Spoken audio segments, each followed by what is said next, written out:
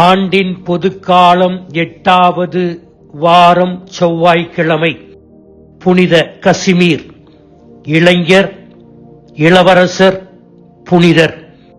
தடையற்ற இன்பங்களுக்கு இடம் கொடுத்த சமூகத்தில் புனித கசிமீர் ஞானத்தோடு கடவுளின் மகிமையை தேர்ந்து கொண்டார். உடலிலும் ஆன்மாவிலும் நேர்மையாகவும் விசுவாசத்தில் உறுதியாகவும் தனது குடிமக்களுக்கு நன்மை செய்வதில் ஆர்வம் காட்டினார்.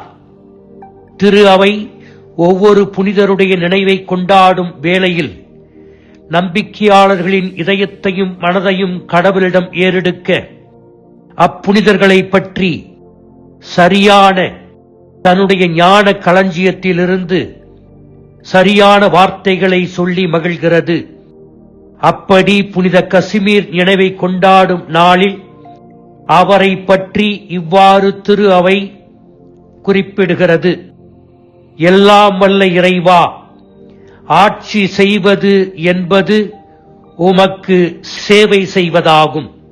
உண்மையில் புனித கசிமீரை போல பொதுநிலையினர் நிலையில் இருந்தாலும் அல்லது துறவற நிலையில் இருந்தாலும் கடவுளின் மேல் நம்பிக்கை வைத்து ஒருவருக்கு சேவை செய்வதற்காக நம் வாழ்வு முழுவதையும் சரணாகதியாக்கினால் இவ்வுலகில் 100 மடங்காகவும் விண்ணகத்தில் இன்னும் பன்மடங்காகவும் நாம் பெற முடியும் என்று மார்க்கு கூறுகிறார்.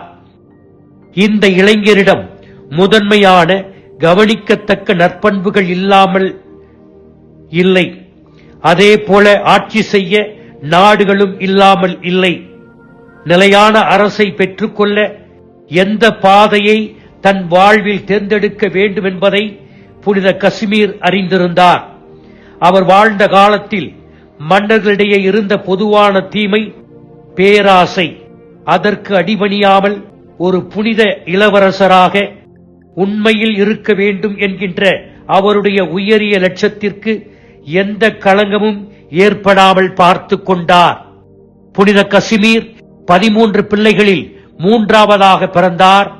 தந்தை 4வது கசிமீர் போலந்தின் பேரரசர் மற்றும் லித்துவேனியாவின் கோமகன். தாய் எலிசபெத்து அரச பாரம்பரியத்திலிருந்து வந்தவர். 13 குழந்தைகளையும் நன்றாக படிக்க வைத்தார்.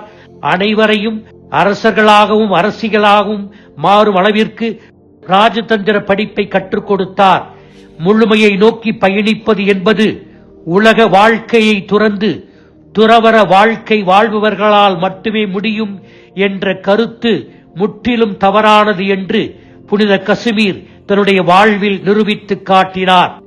தம் இளம் வயதிலிருந்தே தான் ஒரு புனிதனாகவும் அதே சமயத்தில் இளவரசனாகவும் இருக்க வேண்டுமென்று புரிந்து கொண்டு வாழ்க்கையை வாழ ஆரம்பித்தார். உலக ஈர்ப்புகள் தன்னை சூழ்ந்திருந்தாலும் அரசவை வாழ்க்கை பிரமாதமாக இருந்தாலும் கடவுளுடைய திருவுளத்திற்கு பிரமாணிக்கமாக இருப்பதே முக்கியம் என்பதை உணர்ந்தார். தனது அரசவையின் உள்ளார்ந்த கடமைகளை நிறைவேற்றும் வேளையில் தன் சமூக கடமையிலிருந்தும் அவர் பின்வாங்கவில்லை. அவரிடமிருந்து கற்றுக்கொள்வது அன்னை மரியாவிடம் அதிகமான நேரம் செலவிடுவார். லித்துவேனியாவில் போலந்தில் இருக்கின்ற ஆலயங்களுக்கு அடிக்கடி சென்று முழந்தாள் படியிலிட்டு ஜெபம் செய்வார். ஏழைகளை, குறிப்பாக திருப்பயணிகள், சிறைப்பட்டோர், விதவைகள், முதியவர்கள் இவர்களுக்கு உதவினார். தன் உடைமைகளை எல்லாம் அவர்களுக்கு கொடுத்தார் தானமாக. தன்னுடைய நேரத்தையும் அடுத்தவருடைய நலனுக்காக செலவிட்டார். இவர் உடல் சார்ந்த இரக்கச் செயலை விட அதிகமாக ஆன்மீக இரக்கச் செயலில் ஈடுபட்டார். அடுத்தவரை ஞானத்தோடும் இரக்கத்தோடும் பொறுமையோடும் எச்சரித்து திருத்துவார். ஒருமுறை தன்னுடைய தந்தையை கூட அப்படி செய்தார்.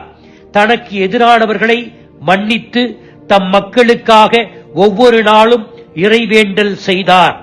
விசுவாச பாதையில் நடந்தார். இவருடைய ஆசிரியர் போரகோர்சி இவரை பற்றி தெய்வீக இளைஞன் என்று அழைத்ததில் வியப்பேதுமில்லை. எனவே இவருடைய தூய்மையான வாழ்வு இந்த ஆசிரியர் சொன்ன வார்த்தையிலிருந்து நம்மால் புரிந்து கொள்ள முடியும். ஆனால் இவர் 25 ஆண்டுகளே வாழ்ந்தார். எனவே இவரிடம் நாம் உலகத்தை வெறுக்காமலும் உலகத்தில் வாழ்ந்தாலும் உலகத்திற்கு அடிபணியாமல் இறைவனுடைய திருவுளத்தை நிறைவேற்ற முடியும் என்பதை கற்போம். ஆமீன்.